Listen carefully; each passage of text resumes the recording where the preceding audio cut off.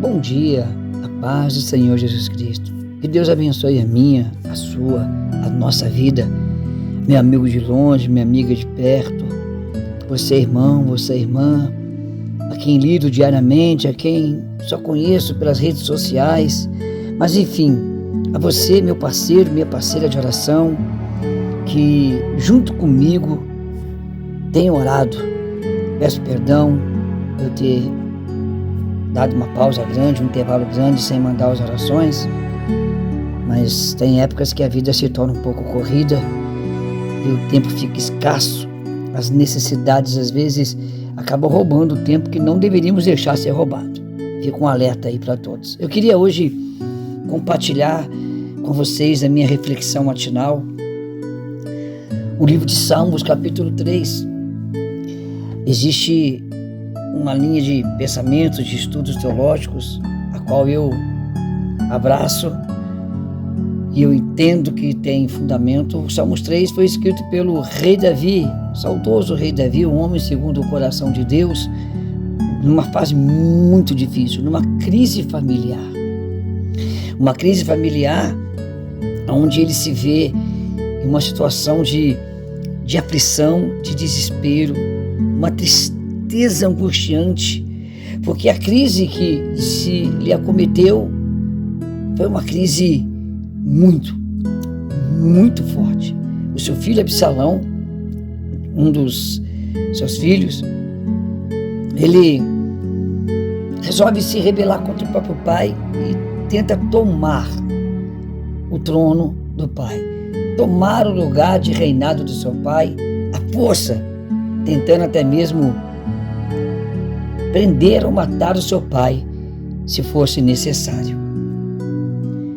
Foi uma situação bastante complexa, decepcionante para este rei.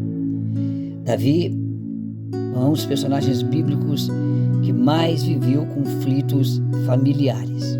Davi é um dos personagens bíblicos que, devido a escolhas e decisões erradas, a sua história mostra isso para a gente. Ele viveu, um dos personagens que viveu situações familiares das mais negativas e complexas possível. Mas era um homem de fé. Mas era um homem que ele acreditava que Deus poderia mudar, reverter a situação. A gente vê pelos seus salmos que ele tanto demonstra desespero, demonstra a sua ansiedade, a sua aflição, demonstra momentos angustiantes que podemos chamar de deprimentes, mas ele sempre logo em seguida respira fundo, sente a presença de um Deus maravilhoso e então ele começa a narrar nos seus salmos a fé, a esperança em que ele tem um Deus capaz de mudar toda a situação, de perdoar todos os tipos de pecado, de aceitar incondicionalmente aquele que ele tem por filho. Boa notícia, eu e você, ele nos tem por filho. Esse Jesus aí na imagem, no videozinho, sendo perfurado por um soldado, é ele que nos deu a garantia de adoção por sangue. Então somos hoje chamados de filhos do Pai Todo-Poderoso. E Davi, então, nesse salmo, ele expressa uma dor. Afinal de contas, o seu próprio filho está querendo matar ou jogar o seu pai no calabouço para proteger. Então ele tomar o reinado e pronto. Ele não queria esperar a sucessão dos fatos, a sucessão de seu pai morrer na velhice e teria então ali o seu filho como sucessor. Não, ele queria tomar. Davi vive então uma situação muito difícil. Davi foi obrigado nessa época a fugir de seu castelo e ir para uma caverna chamada Caverna de Adulão, onde ele fica ali, é onde com certeza ele escreveu esses salmos, uma caverna escondido. Ele então começa a falar com Deus. Ele então começa a se relacionar com Deus através de uma oração poética. Os salmos são palavras, são narrativas dirigidas a Deus, são orações dirigidas a Deus com sinceridade, mas num tom poético de fé. Ele não deixa de expor a sua aflição, seu medo e desespero, sua indignação, mas faz questão de colocar sobre esses fatos negativos a esperança, aliás, a fé que lhe trazia a esperança de que o Senhor mudaria. E a história deste homem, muito sofrido, provou que a fé dele tinha fundamento. Pensa você, que crise familiar é essa? O próprio filho tomando oportunidade dos inimigos do reino, se unindo aos adversários e planejando a morte do próprio pai. Nós vemos hoje tantas notícias ruins de filhos que matam os pais, filhos que matam os avós, e a gente percebe que isso é tão antigo quanto a vida. Somente colocando a nossa força naquele que pode nos dar esperança, colocando nosso coração naquilo que pode nos trazer esperança, que é a palavra sagrada, que é a palavra do Pai, de Deus, é que podemos superar. Então, Davi escreve esses salmos lindos. Umas palavras tão belas, um linguajar tão simplificado, ele diz, em meio à sua aflição: ó Senhor, ó Deus meu, eu tenho tantos inimigos, são muitos os que se viram contra mim. Eles maquinam, conversam entre si, falam contra mim e dizem que eu não vou conseguir, que eu não vou vencer. Alguns ainda ousam dizer que Deus não me ajudará. Mas tu, ó Senhor, é o Deus que me protege. Como um escudo, tu és o Deus que me dá a vitória. Tu renovas em mim a coragem abalada e abatida pelas aflições. Eu chamo pelo teu nome, ó Deus. Eu clamo ao Senhor para me ajudar. E eu creio que do alto monte, do teu santo céu, tu me responde. E assim, eu me deito e em paz eu durmo. E acordo bem, porque eu sei que o Senhor me sustém enquanto durmo. Não tenho medo dos milhares de inimigos que ameaçam de todos os lados, me oprimem. Mas eu clamo: vem, ó Senhor, salva-me, Deus, e derruba os meus inimigos, e que sejam humilhados os maus os seus próprios laços que armam contra mim. Acaba com o poder dos ímpios, dos teus adversários. Tu és o Deus que dá vitória. O Senhor é o Deus que abençoa os que te buscam, que abençoa o teu povo. Olha que salmo lindo! Olha as palavras deste homem enquanto ele está numa caverna, em rota de fuga, porque um adversário veemente, maligno e mau se une a uns inúmeros inimigos para derrotar Davi. Olha a oração que ele faz em uma caverna. Ele já não está lá no castelo dele, no conforto, na segurança, na prosperidade. Ele está numa caverna sob a ameaça de qualquer momento ele vai sucumbir numa morte. E o pior, pelo próprio filho. Mas olha as palavras, uma oração de pedido de ajuda a Deus. Ele não se importa com a gravidade, com a complexidade da situação. Ele apenas deposita a sua fé em Deus. E ele pede que os inimigos sofram a vergonha e a derrota baseados em suas próprias ações. E pede: Senhor, tire esse poder prepotente deles. Davi, no final dessa história, o seu filho Absalão perde a vida e tudo é restaurado. Davi chora a morte do seu filho. Davi não queria a morte do seu filho. Davi queria perdoar o seu filho e ter o seu filho de volta em seu reino. Mas a escolha errada de Absalão o levou a essa derrota. A decisão errada, os valores, os princípios e os conceitos contrários aos divinos, aos familiares, o leva à morte. E Davi chora. Davi sabe que ele também teve erros no passado. erros que culminaram em um plantio maldito. Então a colheita é maldita. É uma regra natural que Deus não abre mão. O perdão é certo, mas a colheita é tão certa quanto o perdão. Ele pode me perdoar, mas eu vou colher os frutos errados da plantação errada. E Davi se ergue, chora, lamenta e a vida que segue. Resumindo, nós temos que aprender com esse personagem. Temos que aprender com essa situação. E entender que toda ação produzirá uma reação, toda decisão me levará a um desfecho final. Não há uma decisão que não traga para mim um benefício, quer bom ou quer mal. Temos que orar a Deus. Temos que aprender a decidir, aprender a valorizar conceitos e princípios corretos que nos levem ao bom senso das decisões corretas que vão ser plantio de sementes do amor, da paz, da compreensão, da amizade, da aceitação, da tolerância, da obediência, da renúncia. Sim, do negar a si mesmo muitas vezes, de perder a razão mesmo quando tem a razão, de silenciar-se.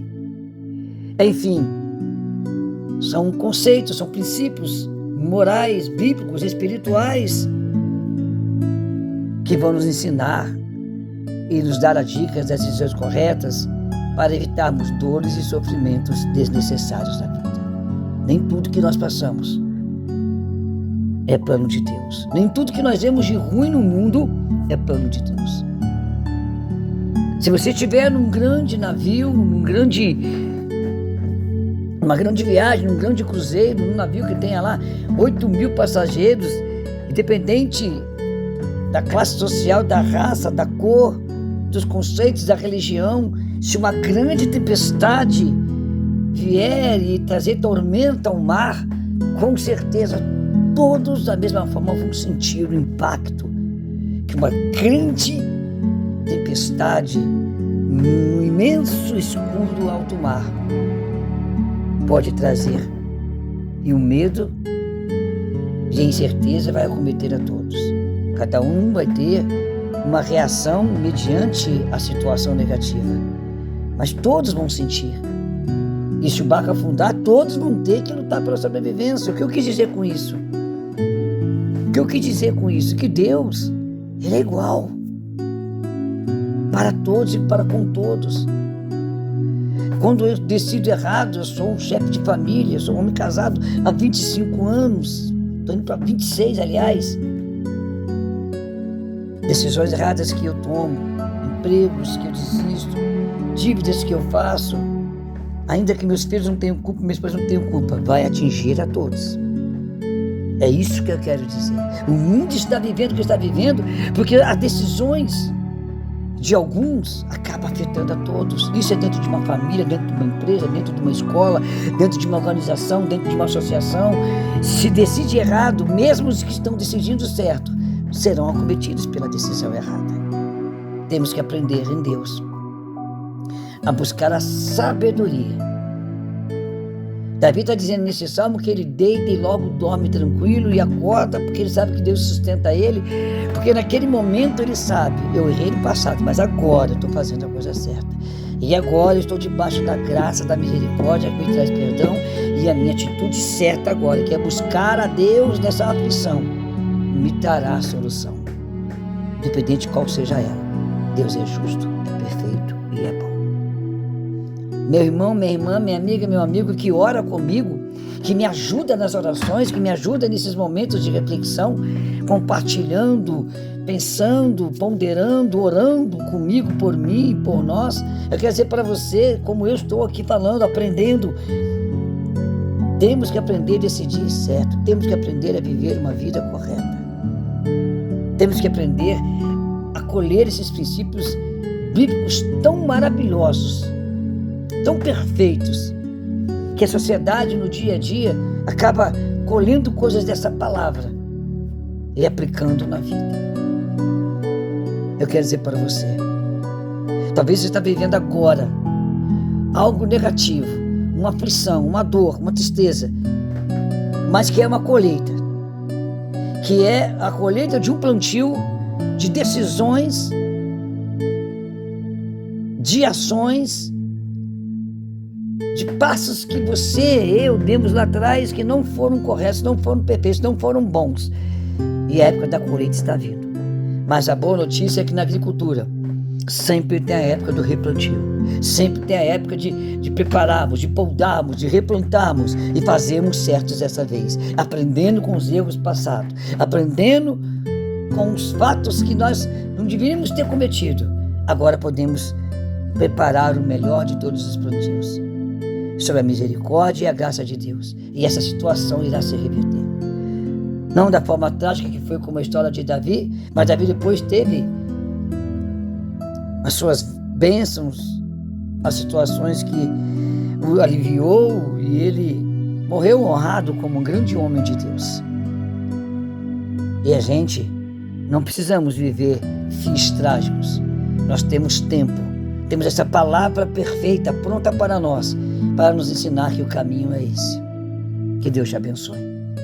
Que as decisões daqui para frente, que as suas ações sejam ações louváveis, que venham reproduzir reações do céu sobre nossas vidas positivas. Ações que venham reproduzir reações profissionais, sociais, familiares, religiosas, positivas em nossas vidas. Ações ponderadas, ações reflexivas. Que Deus abençoe. Ele está dizendo para nós hoje: calma, eu sou contigo. Pode essa noite se deitar tranquilo. Pode ir dormir. Suspira, confia em mim, que enquanto tu estiver dormindo, eu vou estar sustentando toda essa situação e preparando o reviravolta, preparando a vitória, preparando a reversão negativa da situação e transformando tudo em positivo. Calma, não tenha medo dos milhares e dos milhares de inimigos e situações negativas. Apenas clame: vem, ó Pai, e salva-me. E Ele virá e te salvará. E Ele vai reverter a situação, seja ela qual for, em qual área da sua vida, em que dimensão da sua vida, não importa o tanto que ela possa parecer insuportável, ou leve, ou mais ou menos, mas antes de agir, pegue um conselho com o Papai Divino, perfeito e maravilhoso. Ele te ouve, Ele está te ouvindo agora. Pai, em nome de Jesus Cristo, que essa reflexão tão simplesinha, tão singela, tão pequenininha, Pai, de um homem como eu que pouco tem conhecimento, mas que reflete a cada dia nessa palavra para aprender, para acertar. E eu compartilho com os meus amigos, com as minhas amigas, irmãos e irmãs de perto e de longe, e creio que o Senhor está dizendo para nós que vai haver uma reversão da situação. Podemos essa noite nos deitar tranquilo, não importa o desfecho do dia, mas ao adormecermos essa noite, nos deitaremos tranquilo, dormiremos bem e acordaremos sustentado pelo teu amor e pela tua misericórdia. E este irmão, essa irmã que está com insônia, que está com sono leve, que não consegue dormir direito, eu quero ministrar, quero profetizar, eu quero determinar com fé e dizer: essa noite vai deitar sobre essa vida uma unção do sono tranquilo, o sono da fé, o sono da confiança, o sono da esperança e um acordar certo de que fomos sustentados em tudo que precisamos. E amanhã será um dia que o Senhor começará a dar os sinais que tudo vai mudar. Em nome de Jesus. Que essa pessoa acredite, que esse irmão, essa irmã acredite, que ele esteja orando comigo agora, acreditando. Eu oro por ele, ela ora por mim, eu oro por ela, ela ora por mim, e assim uns pelos outros orando, porque a oração das pessoas que buscam em Ti tem poder. Nós vamos vencer toda essa situação negativa, tudo que diz que não. Eu prefiro ficar com a Tua palavra que diz que sim, que tudo é possível que crer, e nós cremos, porque há poder sim, no nome e no sangue de de Jesus para libertar, para curar, para salvar, para restaurar, para transformar e para abençoar. Em nome de Jesus Cristo. Amém. Deus te abençoa, a minha, a sua, a nossa vida. A reflexão é simples, não sou pregador renomado, famoso, sou um homem simples, de uma comunidade simples, de uma vida simples, mas que tenho uma imensa, uma tremenda, uma enorme fé que tudo